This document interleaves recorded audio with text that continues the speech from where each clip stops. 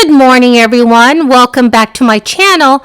Here's your daily news report and fourth stimulus check update. I will be sharing the latest stimulus news and information with you in today's video. I will also be discussing how the Biden administration wants to pass an even bigger infrastructure package, as well as how more lawmakers in Congress are coming together to support a fourth round of stimulus payments.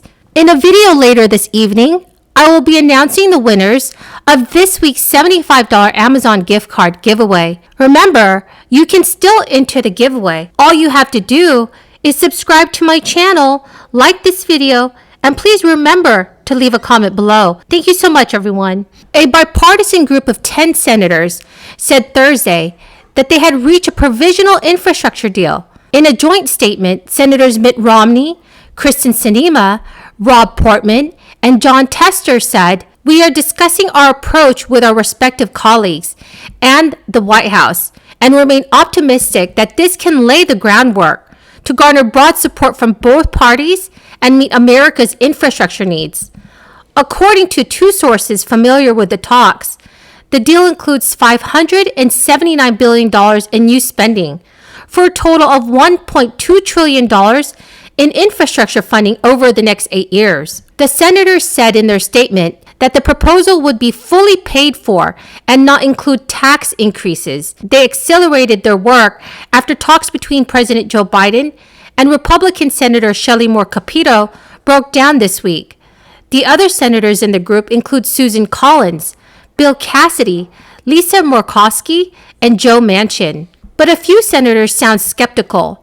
Roy Blunt of Missouri, a member of the Republican leadership, said an agreement among the 10 senators would be a pretty low entry step to a deal that can get 60 votes to pass the chamber. Any deal would likely need the support of Senate Minority Leader Mitch McConnell to attract the 10 Republicans needed to defeat a filibuster. Failure of Senator Capito's talks, which included numerous McConnell's deputies, was a warning sign for bipartisan prospects. Republicans are trying to weigh the politics of the talks and whether they seem to be as resisting too much or not enough. Republican Senator Kevin Cramer told reporters, "I remain open-minded. It's the best bet we have right now for something that's not just jamming something down our throats." Democrats are not on the same page about what should happen next, with some insisting they won't support a deal that excludes priorities like clean energy investments to combat climate change. Some Democrats are trying to pressure their leadership to abandon bipartisan talks and instead push through a bipartisan bill. Some Democrats are trying to pressure their leadership to abandon bipartisan talks and instead push through a partisan bill. But the party needs 50 Democratic votes for that tactic. So everyone, what do you think lawmakers should do? Please leave your thoughts in the comments section below.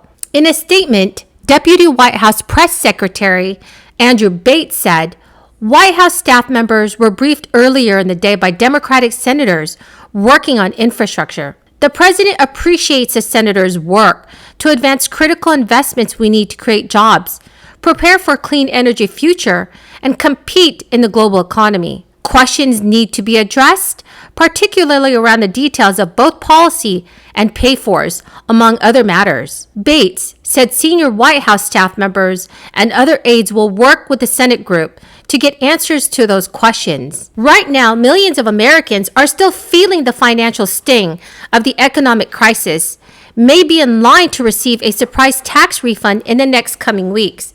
And this is thanks to a stimulus relief bill President Biden signed earlier this year. The Internal Revenue Service just distributed over 2.8 million refunds to taxpayers as automatic payments, meaning you do not have to fill out any forms or sit on hold for an hour to get your money. An unexpected refund might be a welcome windfall if you've been hoping for a bit more government money to help with expenses or to pay down debt. Millions of Americans who lost their jobs during the first 9 months of this crisis, including some who might still be looking for work, were forced to file for unemployment benefits for the first time as businesses closed or cut back operations. Normally, unemployment benefits are taxed like any other income, but the American Rescue Plan that Joe Biden signed into law in March excludes from 2020 taxes up to $10,200 in unemployment compensation per taxpayer, or $20,400 for couples filing jointly. Those who filed their taxes ahead of the relief law may have overpaid based on what they thought they owed. If your income was below $150,000 in 2020 and you claimed federal unemployment benefits last year, you may have a surprise refund coming. According to the Century Foundation, some 40 million Americans received unemployment payments in 2020. The average beneficiary got $14,000, and $10,200 of that is now tax-free, leaving only $3,800 that's taxable. So far, the IRS has identified 13 million U.S. taxpayers who may be eligible for the adjustment. If you have been hoping for a fourth stimulus check, one of these refunds might be the next best thing. Also, the IRS says that this week it sent out another 2.3 million direct payments, which is amazing news. Well, thank you so much, Chair Castro. It is so wonderful to be with you, Ranking Member Graves, the entire committee. One of the last times I was in D.C. pre-pandemic was with you, and enjoyed around lunchtime sitting down and being able to talk to a bipartisan group of folks, really coming from a nonpartisan or tripartisan perspective from mayors. And it's great to be with my sister mayors, Lance Bottoms and Rhodes Conway. And thank you, Representative Julia Brownlee, who has just been a dear friend and a climate champion herself. Good to be with you, Jared Huffman. I know Mike Levin, too, is part of this committee, California Strong. And thank you to everybody for your service. There's never been a tougher time to serve. I'll give you another quote, Representative Graves. Somebody once asked John F. Kennedy what it was like being president. He said, it's the best job in the world, just not right now. And I think all of us in public service feel that these are the best jobs in the world, maybe just not right now. So let's stick with it and keep serving the people together. Look, I'll cut to the chase. You know what Los Angeles, you see in the national news, how we're on the front line of this climate crisis. You see it in the fires and the wildfires, which is now not just a season of a few months, but virtually year-round. You can feel it in the drought that Chairwoman mentioned that we all are experiencing in the western United States. You can see it in the heat that literally is taking lives. We can't forget that. Every time it gets extreme heat, we lose seniors, we lose poor folks who don't have the HVAC systems. We are seeing American lives at stake here. And so we need to survive. And I would say also we need to compete.